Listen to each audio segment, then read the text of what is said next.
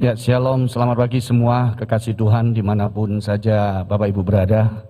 Saya ucapkan selamat pagi, shalom, Tuhan Yesus memberkati. Mari sebelum kita menerima bagian yang terbaik dari ibadah kita pagi hari ini, kita mau berdoa.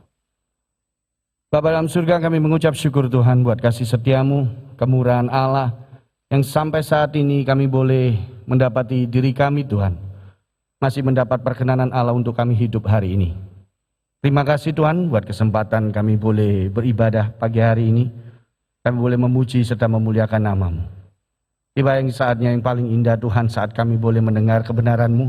Tuhan berkati hati kami, pikiran kami, telinga kami Tuhan. Seluruh kerinduan hati kami yang paling dalam. Untuk kami rindu diberkati oleh kebenaran. Yang kami percaya setiap firman Tuhan yang akan kami dengar. Boleh menguatkan kami, memberkati kami, menghiburkan kami Tuhan. Terima kasih Tuhan, berkati hamba-Mu, biarlah hanya perkataan Allah saja yang keluar dari lidah bibirnya. Di dalam nama Tuhan Yesus dengan penuh sukacita kami sambut kebenaran Allah. Amin. Ya baik Bapak Ibu, saya mengucapkan terima kasih buat kesempatan yang indah. Saya ada di depan Bapak Ibu sekalipun kita terbatas format online, tapi tidak mengurangi sukacita kita, kita akan tetap diberkati oleh kebenaran firman Tuhan. Baik, judul hari ini yang saya mau ambil adalah mustahil dapat berkat yang mustahil. Terambil dari Mazmur 133 ayat 1 sampai 3. Ada dua kata kunci yang mau saya jelaskan di sana adalah mustahil. Saya mengambil kata mustahil ini dua kali, berarti ini penting. Mustahil dapat berkat yang mustahil. Kata mustahil dalam bahasa Indonesia menurut KBBI itu sesuatu hal yang tidak mungkin terjadi atau mungkin sulit sekali terjadi. Ya. Tapi apakah Alkitab mengatakan berkat yang mustahil ini? Ngomong, Alkitab juga ngomong ya tentang berkat yang mustahil ini. Nah ini kita hari ini kita mau belajar. Ya Mazmur 133 ayat 1 sampai 3. Ya saya akan bacakan. Nyanyian ziarah Daud, sungguh alangkah baiknya dan indahnya. Apabila saudara-saudara diam bersama dengan rukun. Seperti minyak yang baik. Di atas kepala meleleh ke janggut yang meleleh ke janggut Harun dan ke leher jubahnya. Seperti embun gunung Hermon yang turun ke atas gunung-gunung Sion. Sebab kesanalah Tuhan memerintahkan berkat kehidupan untuk selama-lamanya. Baik Bapak Ibu, saya mau jelaskan kata ayat yang pertama ini, yaitu nyanyian ziarah Daud. Sungguh alangkah baiknya dan indahnya apabila saudara-saudara diam bersama dengan rukun. Ada 4 kata kunci yang kita harus pelajari pagi hari ini. Yang pertama adalah kata baik. Kata baik dalam bahasa Ibrani itu adalah top, yang artinya indah, baik, agung, begitu ya. Dan kata ini selalu berkonotasi positif Bapak Ibu. Ya, artinya dipenuhi dengan keindahan, dipenuhi dengan kebaikan. Hari ini kalau kita ngomong masalah tentang kebaikan, kita tidak mungkin bisa melepaskan diri dari yang namanya belas kasihan Allah. Ya, apalagi tengah-tengah pandemi begini ya. Jadi keadaan baik itu adalah keadaan di mana dipenuhi dengan kebaikan, dipenuhi dengan belas kasihan Allah. Bapak Ibu, seharusnya dalam tengah-tengah pandemi ini kita selalu mengucap syukur tentang yang namanya kebaikan atau belas kasihan Allah. Karena tidak semua orang, tidak semua keluarga itu menikmati apa yang kita nikmati saat ini. Artinya begini, kalau Bapak Ibu saat ini masih dipercaya untuk melihat orang-orang yang kekasih tengah-tengah Bapak Ibu, orang-orang dekat Bapak Ibu, saudara semua, dan itu masih bisa lihat kondisi mereka baik dan kondisi Anda juga baik, itu artinya saudara tidak bisa dilepaskan dari belas kasihan Allah. Tuhan yang sedang berurusan dengan saudara, Tuhan yang sedang mencurahkan kemurahannya sampai kita menikmati kondisi baik. Dan itu tidak terlepas, tidak bisa dilepaskan dari belas kasihannya. Begitu. Yang kedua, kata indah. Kata indah bahasa Ibraninya adalah naim, yang artinya manis dan menyenangkan. Sesuatu yang manis dan sesuatu yang menyenangkan. Dan ini kaitannya dengan perasaan dan fisik. Dan ini cocok untuk kita saat ini Bapak Ibu. Ya roh. Nah pemerintah juga ngomong, sudah kalau dalam kondisi pandemi ini yang penting kita senang, yang penting kita happy gitu, perasaan kita jaga. Karena kalau misalnya perasaan kita ini bahagia, sukacita, itu imbasnya kepada fisik kita. Makanya kan tahun kemarin sering kali didengungkan begitu ya. Kalau kita bahagia itu bisa meningkatkan sistem imun kita. Nah itu benar memang. Justru kalau misalnya perasaan kita ini tidak indah begitu ya, tidak bahagia, fisik kita juga pasti berimbas. Sakit-sakitan lah begitu ya. Makanya teman-teman saya, rekan-rekan yang sempat terpapar COVID itu, kita selalu doakan yang penting happy ya, jangan mikir yang lain-lain ya, yang penting sukacita, karena itu akan mempercepat sistem imun tubuh. Nah ini Alkitab juga ngomong sesuatu yang indah itu berkaitan dengan perasaan dan fisik. Kemudian saudara, saudara dalam bahasa Yunaninya adalah ak, yang artinya saudara atau orang dekat. Nah ini menarik, kata ini bisa diartikan secara literal maupun metaforal. Artinya begini, saudara itu bisa saudara, bukan saudara kandung, saudara dekat, yang penting dekat. Atau juga bisa diartikan sebagai saudara kandung, memang keluarga kandung, saudara begitu. Nah terserah Bapak Ibu, siapa orang-orang terdekat saudara Bapak Ibu. Yang saya percaya kalau misalnya Bapak Ibu setuju dengan saya, hampir mayoritas orang-orang terdekat ini adalah keluarga kita, betul enggak? Atau mungkin Bapak Ibu yang sudah punya pasangan, ya itu memang bukan saudara lah, bukan saudara kandung, tapi itu orang yang paling dekat. Saya dulu sebelum menikah, saya paling dekat dengan papa saya, mama saya. Mau lebih dekat lagi sama adik saya yang laki, karena kita tidur satu kamar berdua. Tapi setelah saya menikah ya paling dekat ya istri dan anak-anak saya. Mereka harus minggir dulu. Nah ini orang yang paling dekat. Nah siapa orang yang paling dekat sekarang Bapak Ibu? Ya kalau Bapak Ibu setuju ya pasti keluarga Bapak Ibu lah. Ya siapapun saja mereka itu adalah orang-orang yang dekat. Nah ini yang dikatakan saudara. Selanjutnya nyanyian ziarah. Nyanyian ziarah pakai bahasa ma'alah yang artinya pujian agung yang ditujukan kepada Allah. Pujian agung yang ditujukan kepada Allah. Ayat ini tidak ngomong tentang nyanyian duka cita. No, wrong. Jadi nyanyian ziarah itu artinya begini. Raja Daud ini sedang ngomong, aku ini memuji kebesaran-Mu ya Allah. Karena aku mendapatkan berkat yang luar biasa. Gara-gara kerukunan yang aku jaga. Begitu. Semua itu karena Tuhan yang punya kehendak. Jadi Raja Daud itu sedang mengagungkan Allahnya gara-gara dia ini menikmati berkat yang luar biasa karena dia rukun. Dia sadar kerukunan itu mendatangkan mujizat yang luar biasa. Dan itu layak Allah menerimanya sebagai bentuk persembahan dan pujian agung kita.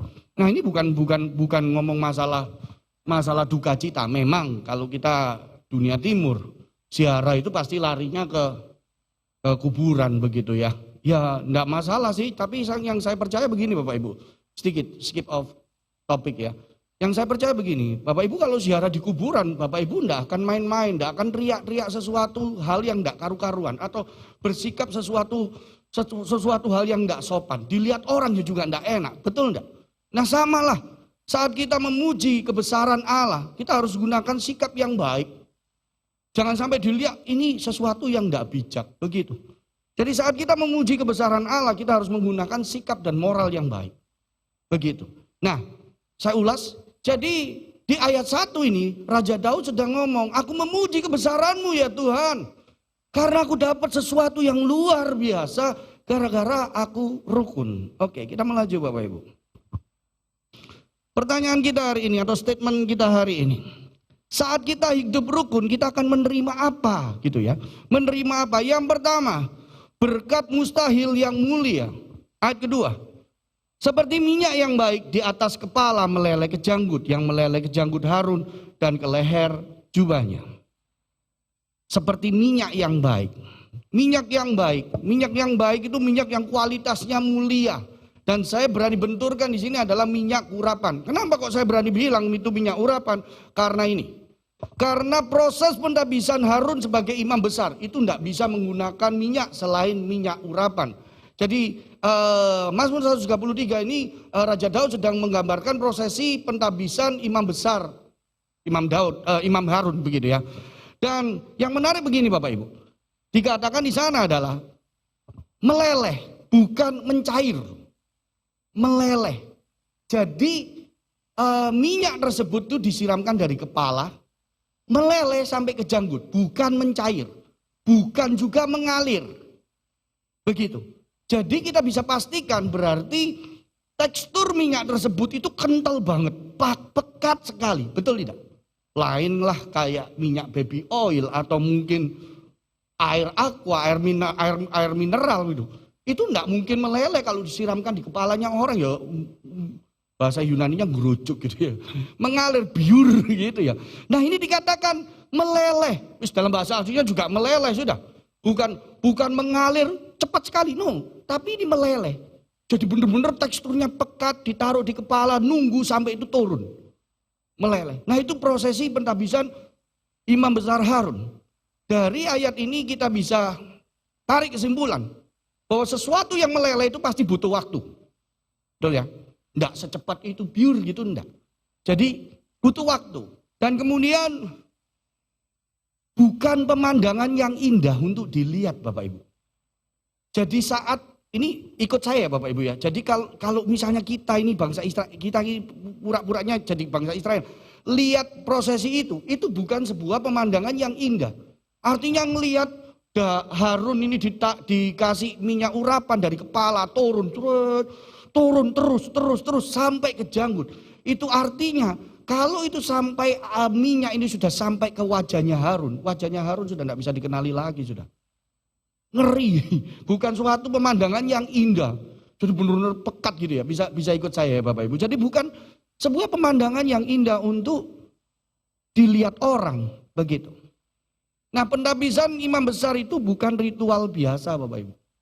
Artinya pentabisan ini itu disaksikan oleh seluruh bangsa Israel. Seluruh bangsa Israel lihat ya. Dan uniknya Bapak Ibu, minyak urapan ini tidak bisa disentuh sembarangan orang kecuali imam besarnya. Begitu ya. Jadi tidak bisa disentuh terus ada bangsa Israel, aku pengen nyentuh gitu, tak sentuh. Atau aku pengen minta gitu, tidak boleh. Jadi memang benar-benar khusus gitu ya. Dan itu pada saat prosesi pentabisan imam besar itu disaksikan oleh bangsa Israel. Nah biasanya mereka saat mengikuti prosesi itu nunggu sampai minyak ini meleleh ini. Yang mereka lakukan adalah mereka memejamkan mata, kusuk banget gitu ya. Memejamkan mata saat prosesi itu terjadi. Dan menikmati karena minyak urapan itu wangi sekali Bapak Ibu. Jadi menikmati aroma minyak urapan yang wangi sambil memejamkan mata. Nah iyalah kalau mau dibenturkan yang sekarang praktisnya itu begini. Jadi refresh pikiran, mencium bau yang wangi, mereka refresh pikiran dan juga relaksasi kepenatan. Seneng gitu ya, ngelihatkan gitu sesuatu yang indah, sesuatu yang mulia dan itu wangi gitu ya. Dan mereka ngikuti dengan baik.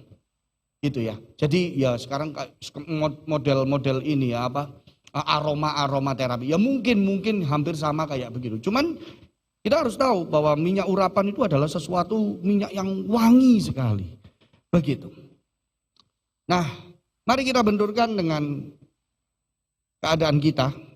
Hidup rukun, berkat mustahil yang mulia. Artinya begini Bapak Ibu.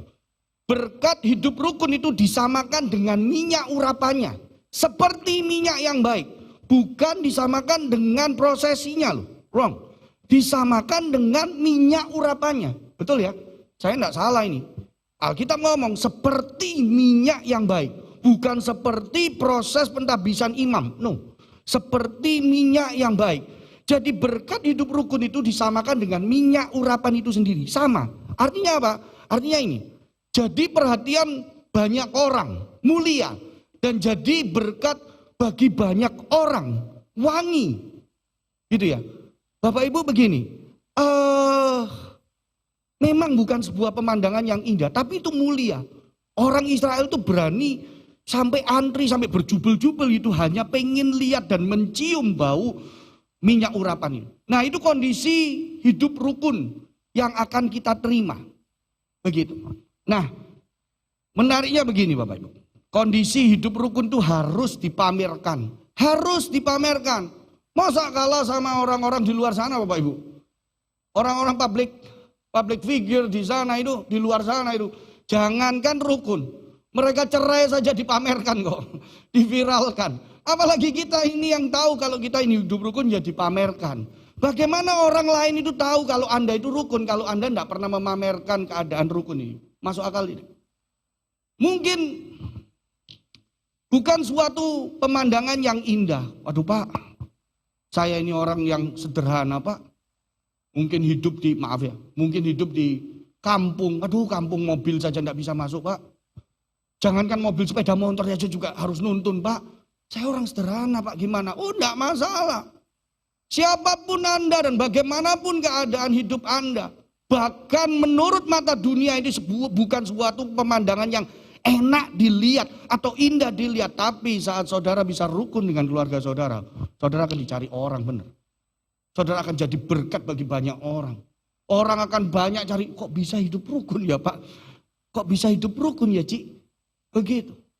Siapapun Anda tidak usah ribut, keadaan Anda mungkin dipandang tidak baik, tidak terlalu baik, tidak terlalu indah. Orang cuma orang sederhana. Tapi saat saudara bisa hidup rukun dengan keluarga saudara, dengan orang-orang kekasih saudara, orang-orang dekat saudara, saudara tetap akan jadi suatu berkat yang mulia bagi banyak orang. Begini, pagi hari ini mari kita rubah konsep kita berpikir. Saat kita dapat berkat itu bukan cuman kita terima loh Bapak Ibu. Konsep kita selama ini kita dapat berkat itu sesuatu yang kita terima, betul tidak? Iya enggak? Tapi hari ini kita belajar, kita ini dapat berkat kalau kita ini bisa memberkati orang lain. Kalau keadaan hidup rukun kita ini bisa memberkati banyak orang lain. Loh kita ini sudah dapat berkat luar biasa. Itu sesuatu ya hal yang mulia, sesuatu hal yang wangi untuk orang-orang lain tuh lihat, untuk orang-orang lain tuh rasakan. Jadi mari kita rubah konsep kita berpikir untuk kita dapat berkat. Kita dapat berkat ini saat kita ini bisa memberkati orang lain. Itu juga berkat kita yang luar biasa Bapak Ibu. Apalagi lewat kerukunan kita. Ya. Artinya kalau saudara bisa memberkati orang dengan keadaan hidup rukun saudara, saya percaya Bapak Ibu saudara pasti diberkati Tuhan terlebih dahulu. Betul tidak? Jadi itu berkat yang luar biasa Bapak Ibu. Nah, berita baiknya, mustahil saudara dapat berkat ini jika Anda tidak hidup rukun. Kalau Anda ingin hidup, Anda ini hidup rukun, saudara pasti akan bisa dapat berkat yang mustahil, yang mulia. Artinya hidup saudara akan dapat menjadi berkat bagi banyak orang. Orang akan cari, ini keren Bapak ini. Keren Bapak ini. Keren keluarga ini. Saya ingin belajar. Nah itu Bapak Ibu. Saudara akan jadi perhatian bagi banyak orang saat kita hidup rukun. Itu yang pertama. Yang kedua, saat kita hidup rukun, kita menerima berkat mustahil yang sempurna. Ayat 3. Seperti embun gunung Hermon yang turun ke atas gunung-gunung Sion.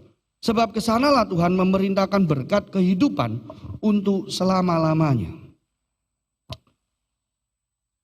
Gunung Hermon, gunung yang paling tinggi di Palestina, letaknya sebelah utara. Ya, paling tinggi sebelah utara. Ikut saya ya, sebelah utara begitu.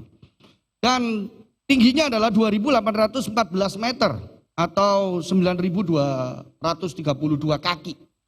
Jadi paling tinggi, memang benar-benar tinggi.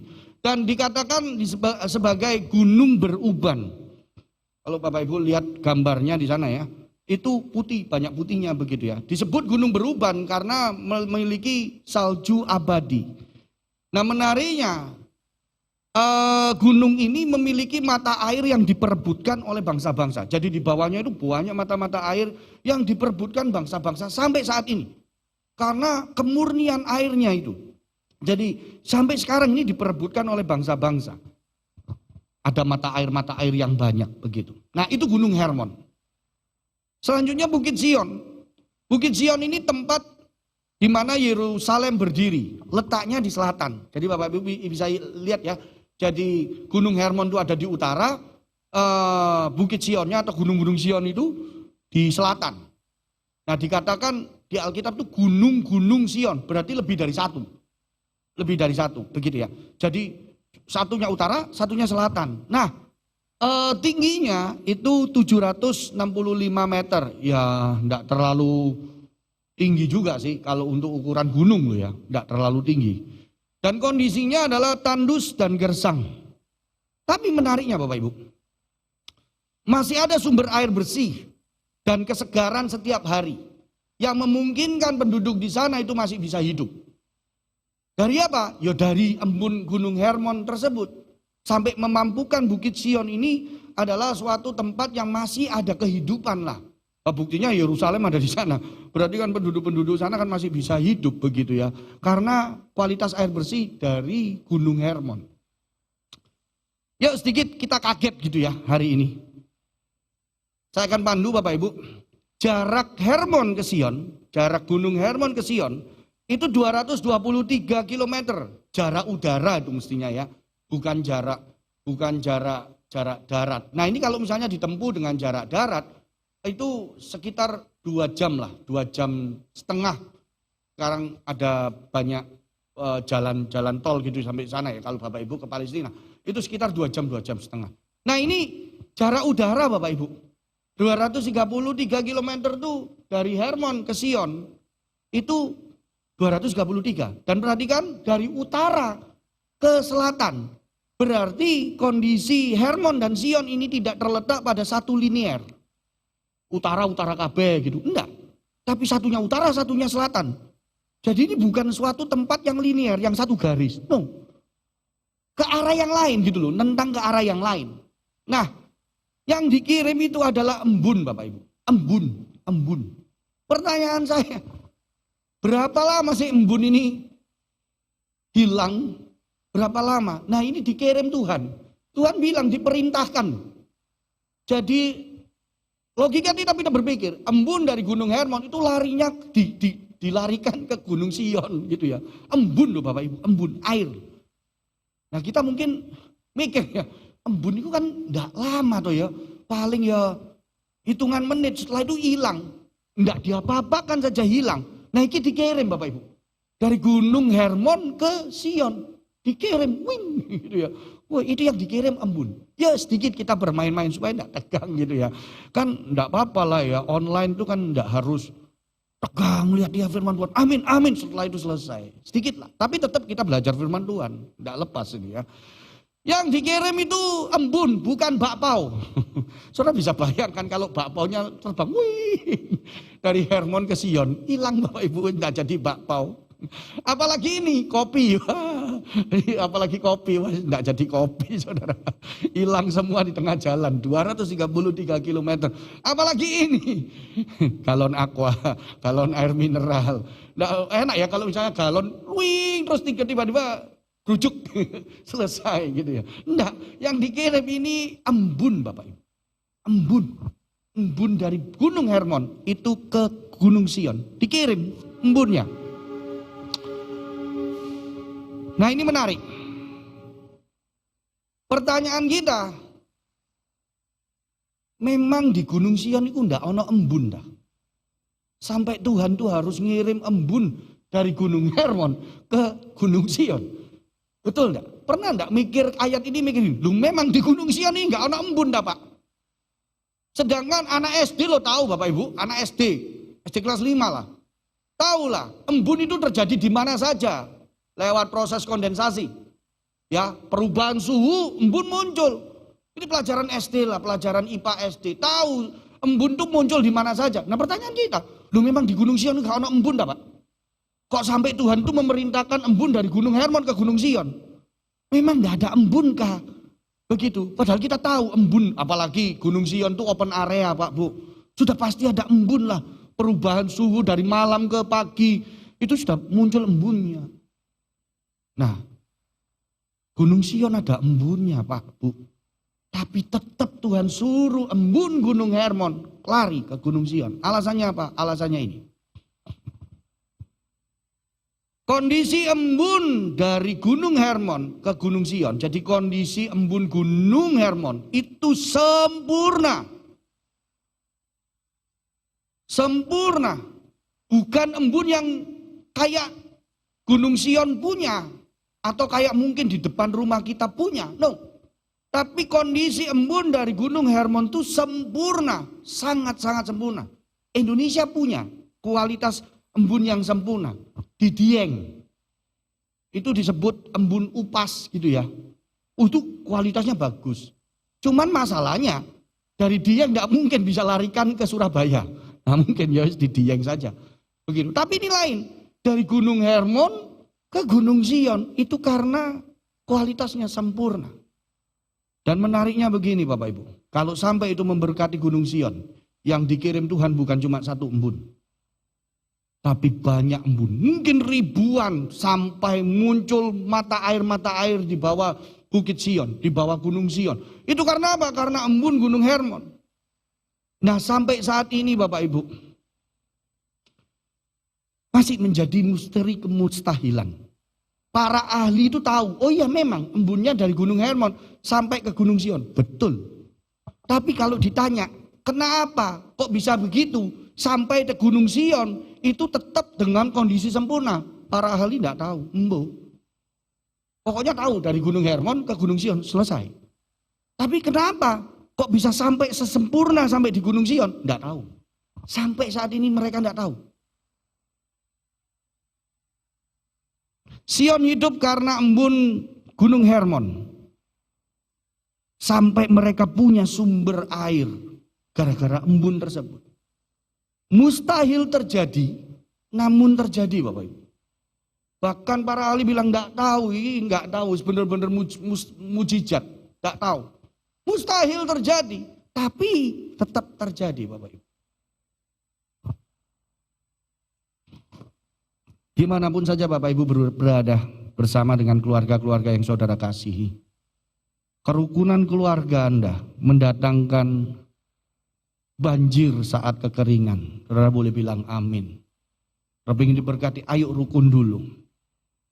Dan mungkin saudara akan menikmati ini. Surga saat sengketa, saat saudara berselisih, saudara sedang bersengketa, dan saudara berusaha tetap untuk menjaga kerukunan saudara, memaafkan satu sama lain. Saudara akan mencicipi surga dulu di keluarga Anda. Dan kemudian ini, harapan saat tersesat. Saya mau saksikan sedikit Bapak Ibu. Dulu saya itu enggak pernah cerita masalah pekerjaan saya kepada istri saya. Saya pikir buat apa ya, enggak ngerti juga ya Anda. Buat apa ya, stres ya saya simpan sendiri gitu ya. Tapi kemudian pola pikir saya berubah. Iya ya ini istri, Alkitab yang ngomong ya diciptakan untuk sebagai penolong gitu loh. Ya sudah, akhirnya saya mencoba untuk cerita masalah saya kepada istri saya. Dan menariknya begini Bapak Ibu. Sesuatu hal yang nggak pernah saya pikirkan tiba-tiba dia omongkan. Wih, ini keren ini. Dan at least kalau memang benar-benar nggak bisa, dia pasti akan bilang begini. Ya wis, ayo kita berdoa bareng. Itu sebuah kekuatan buat saya. Sampai akhirnya masalah selesai, tantangan terselesaikan. Begitu Bapak Ibu. Dan kerukunan keluarga itu mendatangkan berkat di tengah-tengah kemandulan. Benar. Tahun kemarin kalau tidak salah, itu masih pandemi ya. Tahun kemarin tiba-tiba ada jemaat itu pengen ketemu saya di rumah. Pak Roni, saya mau ke rumah, mau konseling. Ya wis boleh. Datang sama siapa? Datang sama suami saya Pak. Ya wis, datang begitu ya. Terus tanya, Pak saya tolong carikan pekerjaan Pak. Pekerjaan suami saya ini kena dampak pandemi. Saya bingung. Saya bilang gini, aduh saya tidak bisa jawab karena pekerjaan saya juga terdampak. Saya harus nyari dimintain tolong untuk cari. Gimana ya Pak? Ini gini. Saya tidak ada nasihat khusus. Saya cuma bilang begini sama suami istri ini. Ya sudah kamu doa. Ya pendeta kan biasanya gitu ya. Sudah berdoa saja. Ya saya sudah bilang berdoa saja. Cuman saya tambahin begini. Tapi yang rukun ya. Jangan sampai gara-gara suamimu belum dapat pekerjaan terus geger gak karu-karuan. Yang rukun, doa yang rukun. Begitu ya, yang rukun. Ya Pak, pulang. 2 minggu, balas saya gitu ya, telepon saya, Pak, puji Tuhan Pak, suami saya sudah dapat pekerjaan. Puji Tuhan, saya bilang, padahal saya ngomong, rukuno ya, rukuno, biar Tuhan memberkati dan Tuhan memberkati. Sesuatu hal yang mungkin dibilang tidak masuk akal. Tahun kemarin loh Bapak Ibu, tahun kemarin waktu pandemi itu masih segar-segarnya begitu ya. COVID-19 masih segar-segarnya. Orang yang punya pekerjaan saja hilang kok. Apalagi ini aneh, ini mau cari pekerjaan. Orang pikiran manusia normal, tidak mungkin lah, tidak mungkin bisa. Tapi saya bilang, Yesus berdoalah, yang rukun ya suami istri, dan akhirnya Tuhan kasih. Luar biasa Bapak Ibu. Dan jawaban di tengah-tengah kebuntuan. Rukunlah dengan banyak orang Bapak Ibu. Bukan hanya cuman keluarga saja, rukunlah kepada banyak orang. Karena kita tidak tahu kapan kita butuh bantuan. Ya, rukunlah kepada banyak orang. Baik, saya akan tutup dengan ilustrasi ini Bapak Ibu. Ya, ini ilustrasi lucu tapi saya suka ini ya. Sedikit mempromosikan hobi saya. Ya, ini ya. Itu foto saya Bapak Ibu, gambar saya. Nah, during pandemi ini 2 tahun ini saya punya hobi baru. Saya melihara ikan gitu ya. Beli akuarium, saya kasih ikan diskus gitu ya. Saya suka gitu, warnanya bagus. Nah, biasanya saya menikmati itu malam gitu ya. Kadang saya juga belajar lagu gitu, saya ambil gitar saya nyanyi-nyanyi di depan akuarium itu secara sembunyi-sembunyi difoto sama istri saya dari belakang gitu ya. Nah, menarik Bapak Ibu. Nah, berapa saat setelah saya difoto ini, saya menemukan satu ikan diskus saya ini nakal. Jadi ikan diskus yang lain tuh dikejar-kejar Bapak Ibu. Dikejar-kejar, dicucuin. Terus ini kenapa sih ini? Kok dikejar-kejar gini? Sampai akuarium tuh saya ketok-ketok gitu. Tok. Berhenti. Tapi begitu selesai, enggak hitungan detik, enggak hitungan menit. Tok, udah kejar-kejar lagi. Terus istri saya bilang begini, mungkin mereka mainan. Mainan kok dikejar-kejar terus sampai yang lain sampai natap-natap akuarium. Ini enggak, bukan mainan ini. Ya toh. Dan kemudian saya putuskan, saya ambil bak, taruh di sampingnya meja akuarium itu, saya serok itu ikan diskus itu, tak cemplungkan plung. Istri saya bilang, kamu apain? Biarin, tak isolasi. Isolasi tapi bukan mandiri, dipaksa isolasi, cemplung plung. Biarin, tak isolasi, dia bilang gitu. Terus kemudian, ngawur kamu, itu ikan mahal. Saya baru sadar Bapak Ibu, kalau ikan yang bermasalah itu ikan saya yang paling mahal Bapak Ibu. Ikan saya yang paling mahal, sudah tak cemplungkan di bak. Baru istri saya ngomong, itu ikan mahal. Waduh iya ya, waduh ini lek mati kayak apa nih? Ya beli lagi lah, saya bilang. Mati biarin, beli lagi lah. Terus biarin lah, tunggu sampai 2 hari lah, 1-2 hari, biarin. Duh, lek mati kayak apa? Mahal, biarin lah. Sudah mati ya nanti beli lagi lah. Nah, pelajarannya begini Bapak Ibu. Semahal-mahalnya hidup saudara di depan dunia. Kalau saudara tidak bisa rukun, saudara diisolasi saudara. Tidak ada orang yang mau kumpul saudara. Semahal-mahalnya saudara mau kaya model kayak apa, saudara mau terkenal bagaimanapun, saudara mau berjaya bagaimanapun. Kalau saudara tidak bisa hidup rukun, saudara pasti diisolasi. Pasti itu. Tak isolasi Bapak Ibu. Tak teruskan ceritanya ya. Setelah itu 1 hari, saya lupa 1 hari 2 hari. Saya kasihan sama ikan ini. Tak kembalikan ke akuarium utama begitu ya. Kemudian singkat ceritanya rukun. Nah begitu rukun, saya ini tidak tahan Bapak Ibu. Tak kasih makan lagi. Padahal sudah tak kasih makan lagi. Mereka senang. Itu gambaran saya dan saudara Bapak Ibu. Saat kita rukun, Tuhan tuh enggak tahan untuk memberkati kita. Dan Tuhan tuh bukan Roni Suryawijaya Bapak Ibu. Saya cuman punya berkat cuman 1 macam tok buat ikan saya, tak cemplungkan itu makanan. Tuhan bukan punya 1 macam berkat buat saya dan saudara. Saat kita hidup rukun, Tuhan enggak akan tahan. Keren ini berkat. Gambaran yang sama Bapak Ibu. Ayo hidup rukun. Supaya kita bisa menikmati hidup kita lebih mulia lagi. Dan kita bisa jadi berkat bagi banyak orang. Saya akan tutup dengan ini.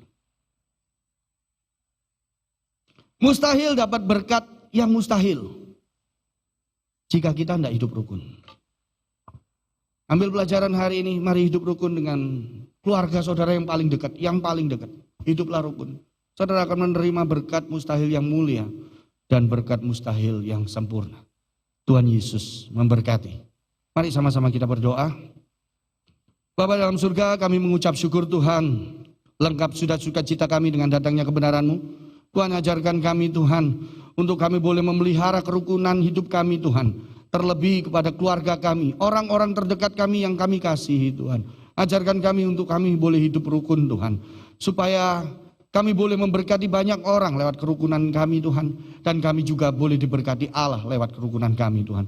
Berkati setiap telinga yang mendengar, setiap pikiran yang terbuka akan kebenaran-Mu pagi hari ini. Dan biarlah hidup mereka masing-masing boleh diberkati secara pribadi oleh Allah. Di dalam nama Tuhan Yesus kami mengucap syukur dan kami sudah berdoa. Amin.